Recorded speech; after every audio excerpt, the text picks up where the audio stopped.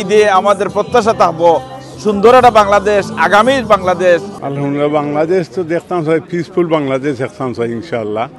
আমরা যেমনি সকল শান্তি হয় জিও হয়। আর আজকে specially Eid in the park, আমি ফার্স্ট টাইম আইছি ঈদ ইন দি পার্ক। সকল মুসলিম উম্মাকে আমি ঈদুল আজহা মোবারক জানাই। প্রথমত যুক্তরাজ্য সহ বিশ্বের যেখানেই আজকে ঈদ উদযাপন করছেন সকলকে ঈদের শুভেচ্ছা। আর বিশেষ করে আগামীকাল বাংলাদেশে ঈদ হবে, আমাদের আত্মীয় স্বজন পরিচিত সকলকে ঈদের শুভেচ্ছা জানাই। আর আমরা আসলে এখানে তো কুরবানিটা মিস করি। বাংলাদেশের কুরবানি গরু জবাই করে এবং ফ্রেশ মাংস খাওয়ার যে স্বাদ সেটা আমরা মিস করি। তবে আশা করছি আমরা অনেকেই বাংলাদেশে কুরবানি দিয়েছি এবং আমার আত্মীয় স্বজন সেই কুরবানির মাংস এনজয় করবেন, এটাই আমাদের আনন্দ। কুরবানিটা মূলত ত্যাগ। আমরা মনে করি যে এই কুরবানির মাধ্যমে আমরা যে ত্যাগের মহিমে আমরা বাসর হতে পারি এবং আমাদের মনের পশুকে যেন আমরা জবে করতে পারি।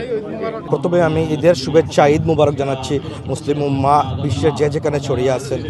আজকে আমরা ঈদুল আজহার নামাজে এখানে পড়তেছি। ঈদুল আজহা একটা স্যাক্রিফাইসের মাস, আপনি বলছেন।